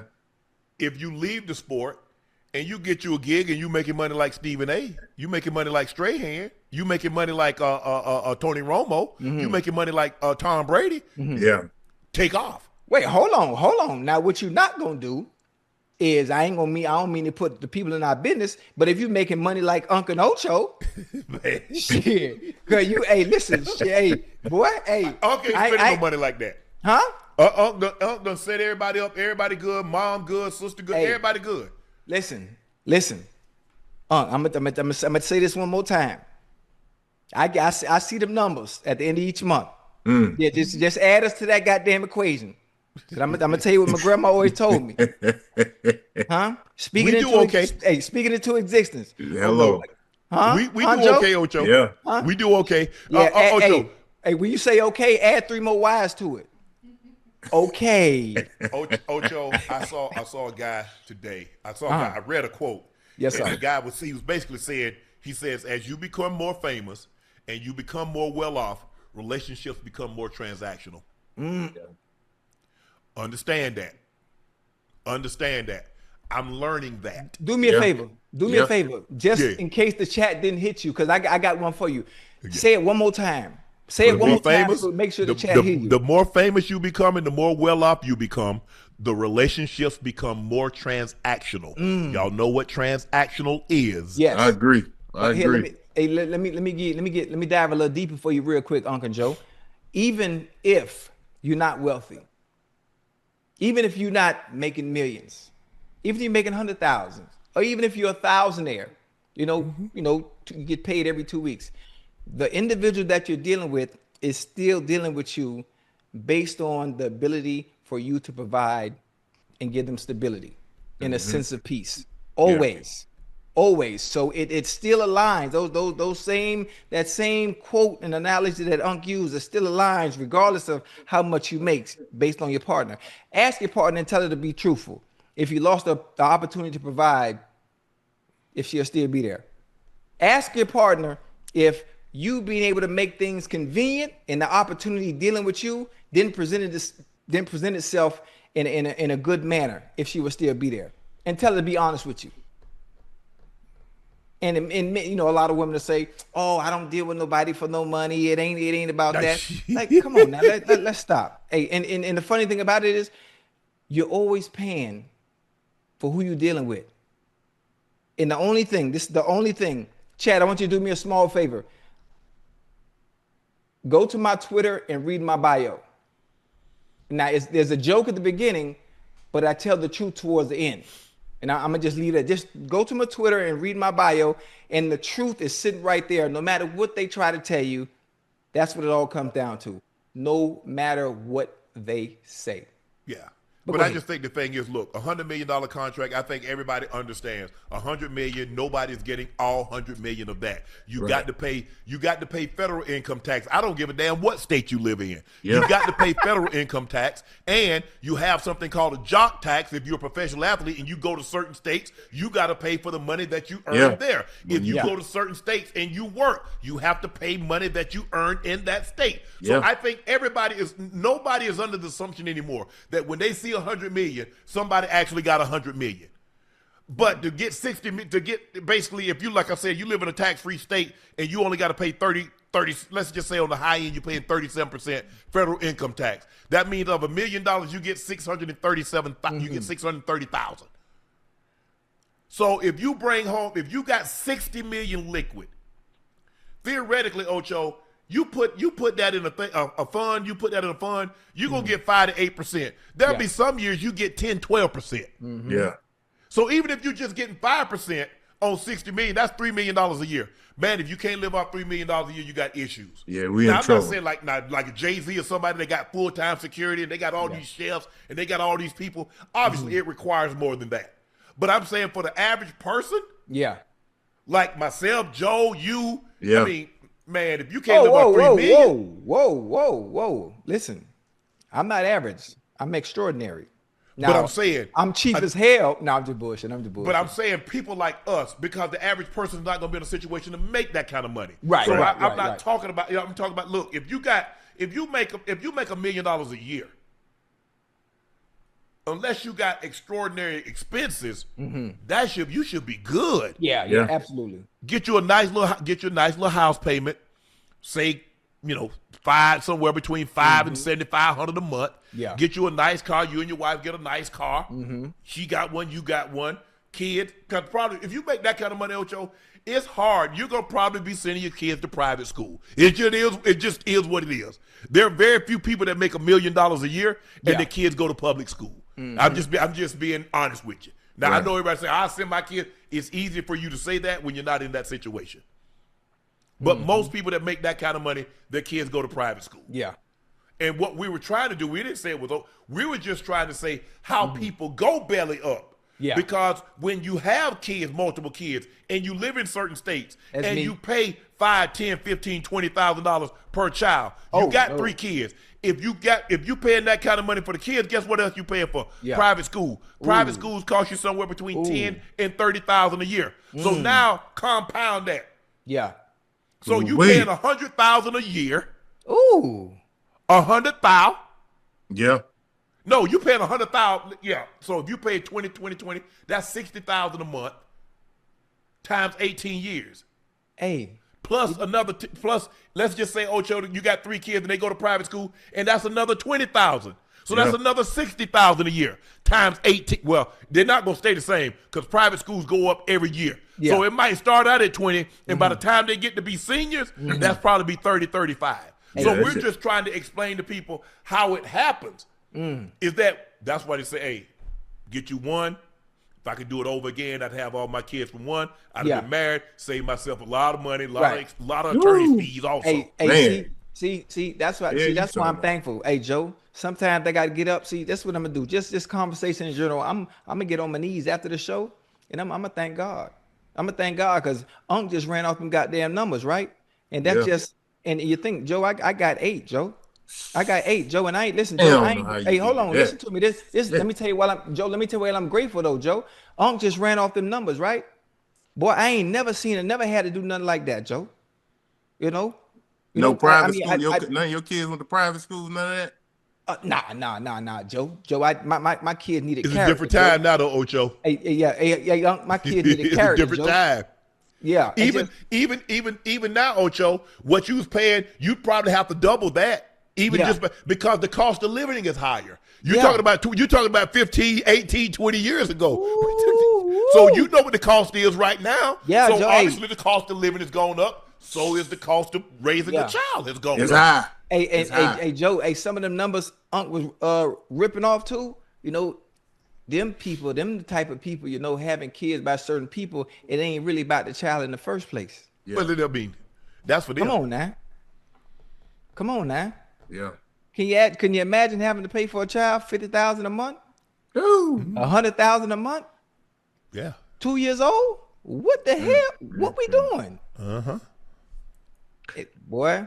The fact that they grant that to some people. Oh yeah, absolutely, because it's based off the income. It's mind-boggling. I'm like, man, how somebody need 30, 40, 50K a month for a child, bro? I know a guy that was paying in the early 2000s was paying $14,000 a month. I know a few cats who paying more than that. $14,000 a month. I know a dude paying $17,000 a month. $22,000 a month. I'm like, man, but that's $168,000 a year. Is where you file at too, though.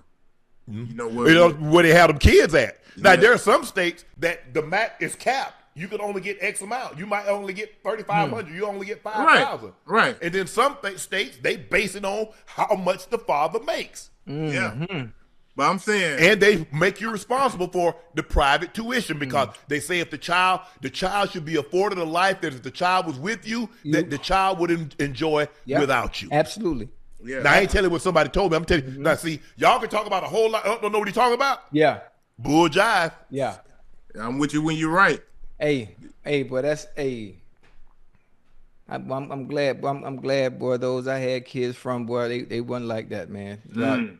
Yeah, Joe. I'm getting on my knee. I just it make me cringe hearing the numbers that I'm rolling off. And also I'm present, Joe. I'm active, Joe. And that's my thing, Unc and Ocho. It's like these numbers I'm telling y'all. I done heard about cats paying. Man, they almost got custody of their kids, and they still paying. Absolutely. Still paying this amount. Absolutely. You get the kids during the summer, you get the kids for 1 to 2 months. Guess what? You still got to send that same money. Ooh. Hey. Ocho, we got to come back to this. We got to welcome the game. He led a game-winning drive. He was 19 of 33, 172 yards, a touchdown in a 27-24 victory over the Falcons. Added another 44 yards on the ground and a score. Here he is. The best dressed man in the NFL. Here he is, ladies and gentlemen, Tyrod Taylor. TT, what's going on?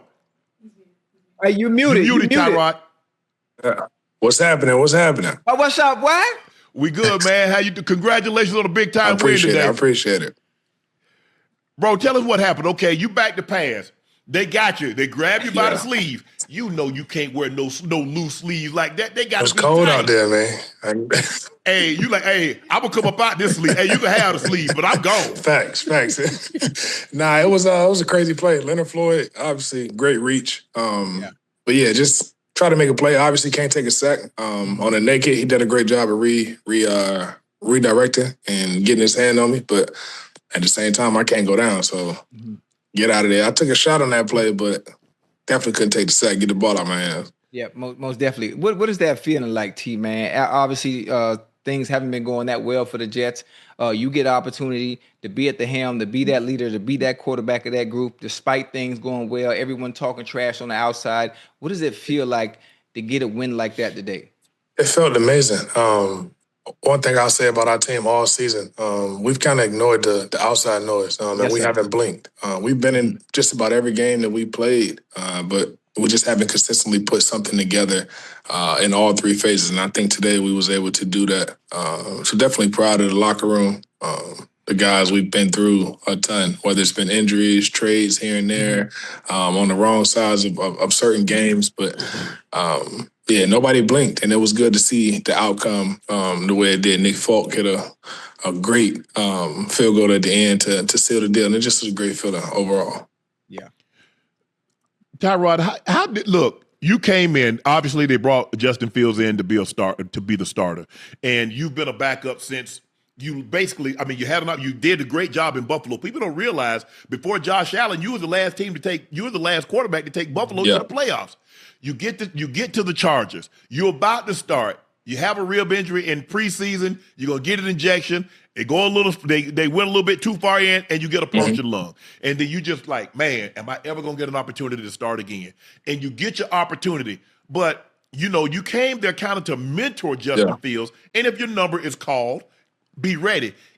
Is that difficult understanding that this young man, like, damn, he just can't seem to catch a break, but I still got to do my damn job. Yeah, it's definitely tough. But at the same time, I think that's just part of being a pro. I tell guys all the time, I was fortunate when I got drafted to Baltimore to walk into a locker room with so many veteran guys. You had Anquan, you had Ed Reed, you had Ray Lewis, Terrell Suggs, Haloti. Even Joe was a few years in at the time.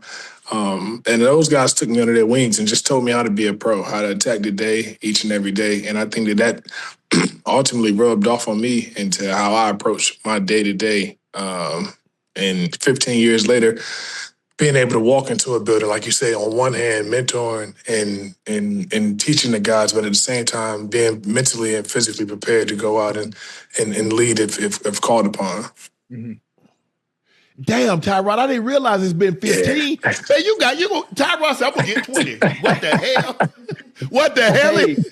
I mean, have you set a goal? Have you set, is there a set number of years? Or you just want to, because it's not like you got a whole lot of wear and tear on your true body. that. I never set years. I always said as long as I'm enjoying the game, I'm not playing through anything, like through an injury. I enjoy the preparation of a season. Yeah, it's still fun. It's still like I'm begging my mama to take me out to the practice field when I was 5 years old. So, yeah, I never set a year on it. That's dope. And you know what I wanted to ask? You know, I want to go inside the locker room a little bit and talk about the team, the morale, and what Aaron Glenn has been able to tell his players. You know, when things aren't going well, you know, you're losing back-to-back games. Most of the games being close games where you guys could have won, but weren't able to put up enough, do enough, you know, consistently offensively. How did he get the players not to? How did he not lose the locker room? Because most of the time I've been, you know, on many. You know, losing seasons, you know, during my tenure. He played in Cincinnati, Tyrod. We understand. Don't do that. That's my bad, Ocho. That's slick. I just want to know what did Aaron Glenn say to make sure he didn't lose the locker room and have players giving up out there? The main thing is just keeping our standard and our brand of football the same. Obviously, this is a results business game, and you want to win week in and week out. But when you're shifting the culture and the guys are so young in the locker room, it's about creating a standard first, and that's about how you practice and learning how to win. A lot of teams in this league don't know how to win, and I would say Coach Glenn has done a great job over the course of this year of just keeping the main thing. Not necessarily being results-based, but coming in and asking a certain standard of us day in and day out. And guys have responded well. We got a lot of respect for Coach Glenn, and he's a great leader for us. Tyrod, look, the last game you played, I think it was a Thursday night game. And Mitch had some tough drops. He had a couple of plays that he could have made that might have, and AG spoke about it after the game. But you didn't seem to have a problem today because he made a big catch, like a 50-something yarder, a touchdown. He split the seam, and you felt very comfortable. What did you tell him? Because he had to be down on himself because he had kind of fell out of favor in the Colts, and he was a part of the package that sent Sauce to Indy. He came over to you guys. What did you say, like, to keep his spirits up, to have him to come out and have a game like he had? AD is a guy that he knows the type of talent that he has, and he wants to get it right. I mean, he's at the facility to 8 o'clock on the jugs, catching off the wall. He's always working on his craft. So when you see a guy that put that type of work in, he's intentional about the things that he does. And, I mean, everyone has a bad game or off game here and there, but that kid is special, and looking forward to him being a big part of this offense moving forward.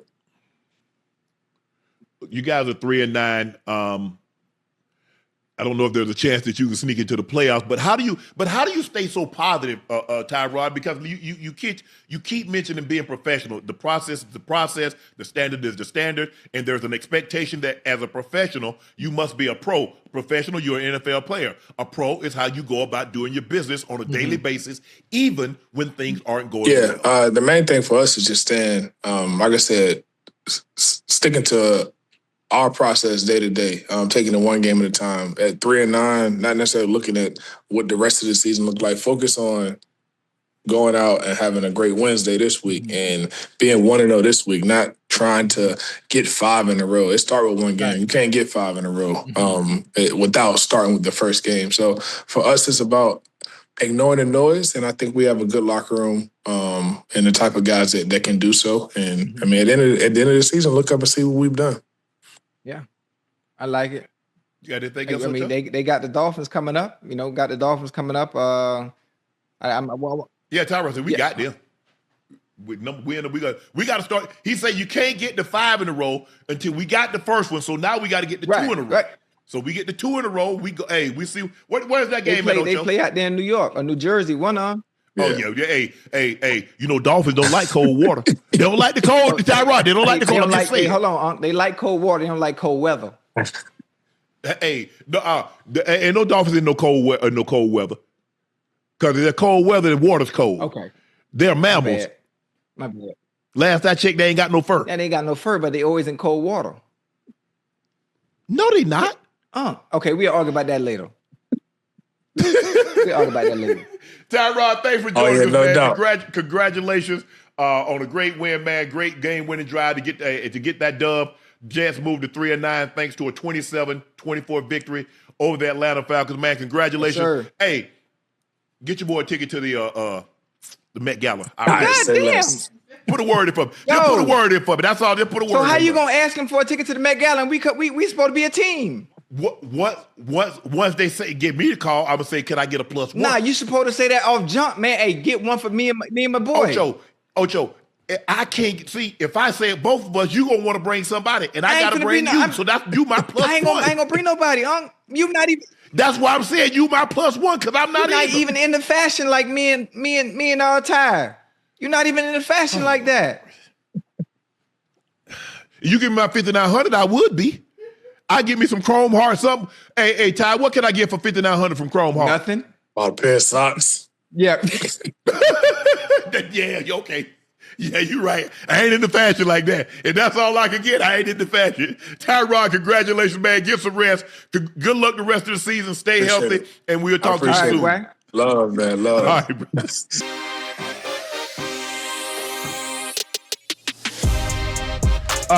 Jeudy didn't exactly calm things down over this week when asked by the media about the Shedeur sideline exchange. In fact, Cleveland is up in arms over him saying it's the media's fault. He's picking fights with reporters and his own Browns teammates. Let's take a listen, Ocho, to what he had to say.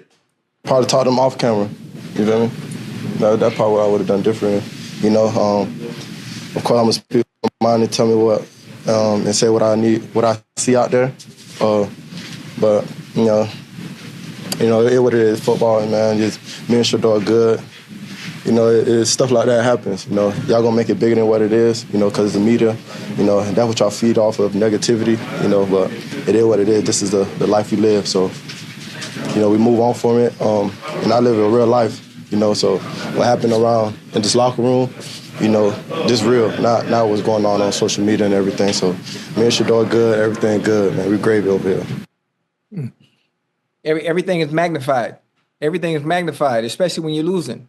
Obviously, all the turmoil, all the questions, all the. No, it ain't, because everything was magnified. Was it magnified because what about the Eagles? Oh, They it's were magnified.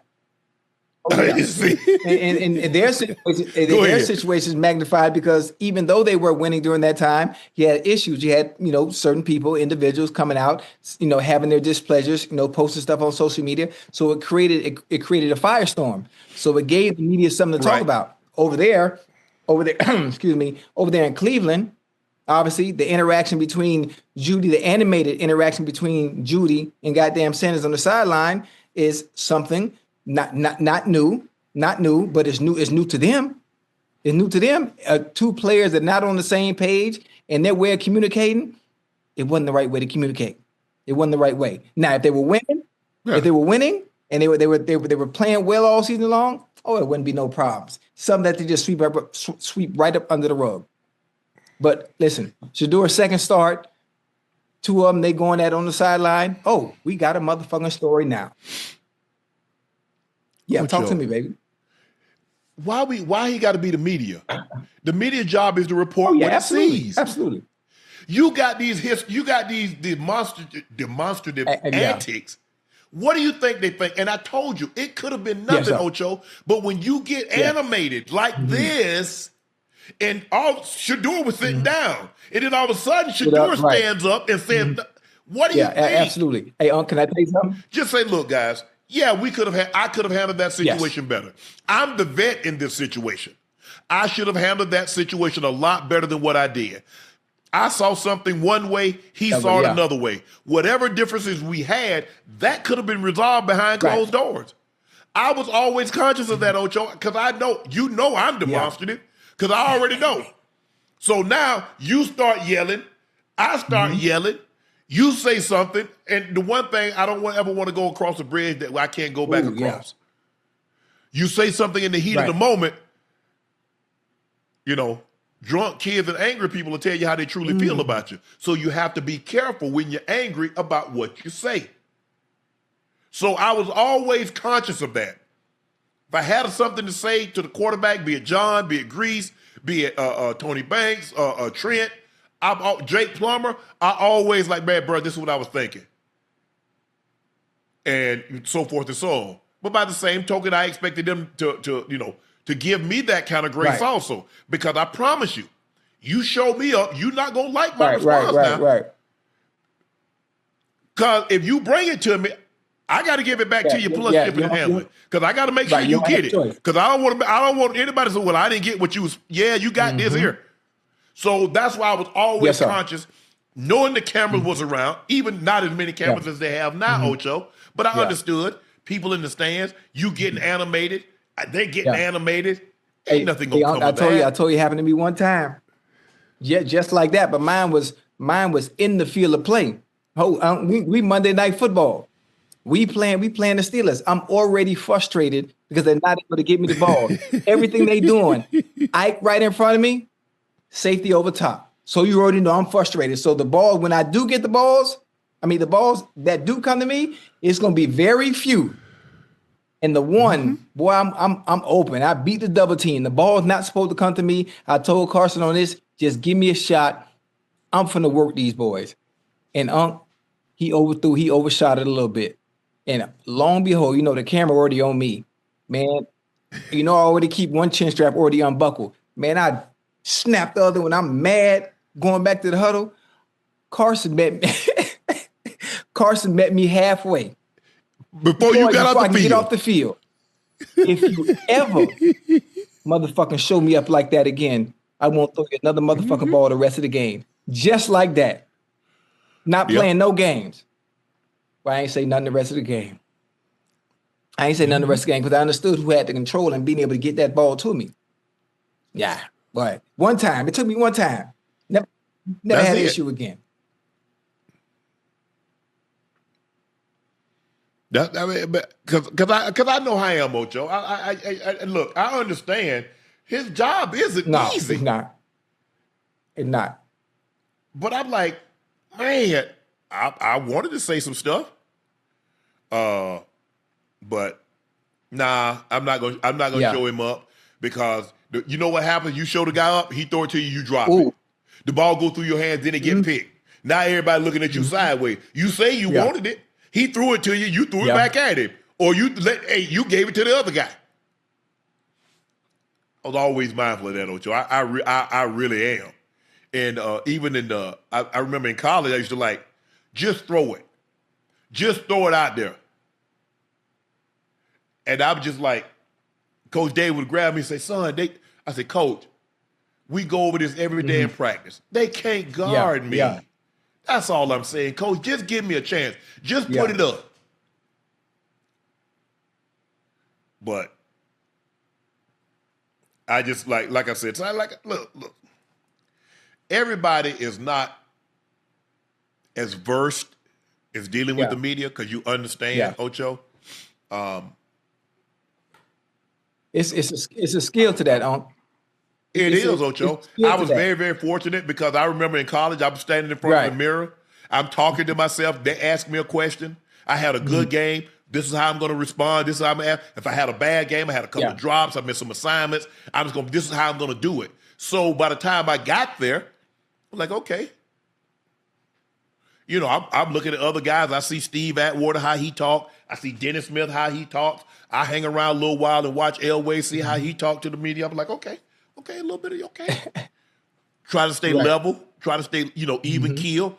Not get too disappointed. Obviously, sometimes I'm not gonna have a game. I'm gonna have a drop or two in a tough spot. But just trying to to be level, just to be understanding they got a job to do. I understand we all have jobs to do. Even though I didn't do my job to the best of my ability, that doesn't excuse me from not helping you do your job. I always understood that, Ocho, and I tried to be professional. Always tried to be professional, in that aspect of it. But it's not easy when you're not playing well, and people like, well, the guy might have played better if such and such would have played better. Yeah, I don't know. Yeah, it's. But social media is hard now, Ocho. It'd have been, I don't know. Would I've had fun with social media? Yeah, I probably would have took some shots at some guys I'm playing against. Absolutely. Because that's just my nature. I couldn't help it. Let me see. You know what's funny is I didn't need social media. I use the media to take my shots. Yeah, but you have to understand. See, you and I were a little different. So my comparison as far as taking shots, I would use a comparison with me and Steve Smith Sr. Steve Smith Sr. He taking shots, and he meant that. Like he meant every word he said if he's talking about somebody. Now, my taking shots and sending gifts to the secondary as a whole, you already know it's entertainment. You already know it's entertainment. It's more of an invitation as to the competition and making sure, boy, you better be on your P's and Q's come Sunday. Better be on your best behavior. Because I didn't already gave you bulletin board material. Now it's up to you to be able to stop it. That's all. That's all. I mean, but man, well, if I could do it again, I'd do it the same way and add some more to it, boy. Hey, I done came up with some great ideas watching today's game that I wish I was still playing. I can go back and implement it then. Yeah. Bad Smitty. I've been watching Smitty because I played a couple of years. Like I said, my last year in Baltimore, I went to the Pro Bowl, which was his first year, which was 2001. Smitty's first year was 2001. And he was at the Pro Bowl. He was at the Pro Bowl as a returner that year. So that was my really first introduction to him. And he was always cool. He's been always cool to me. He's always been respectful. He's always been great. But man, just watching him play, he's angry. He played like he's 6'5". He's literally angry. Now he'll catch a touchdown, and if it means that after I catch this touchdown and celebrate, I gotta whip your ass in the corner of the end zone, I'll do that too. If I got to fight you in the middle of the field, hey man, no, he about that. You have to understand. Hey, Chad, I don't know if y'all know. Does the chat know that Steve and I played at Santa Monica Junior College in LA? We played on the same team. So what the world saw once he got to the NFL, hell, I saw that in 1997 and 1998 in LA. He was the exact same way. He was a pit bull. He was angry.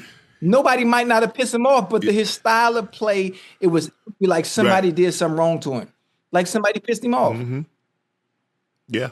And he said, he's dealing with some issues and, he's gotten counseling and he got counseling, got better, but he's a lot better now. Man, Smitty used to be like Smitty, damn. All the time you on 12. He fighting. Hey, listen, he whooping teammates. He whooping his teammates. He whooping the other team. It don't matter who it is. Yeah. He like, Sharpe, man, don't play with me. Hey, when he say don't play with him and leave that alone, he mean that now. Don't let that size fool you. He gonna tell you. Everybody be talking like they talk reckless now. Oh no. He's still on that type of time now. Absolutely. He's still on that type of time.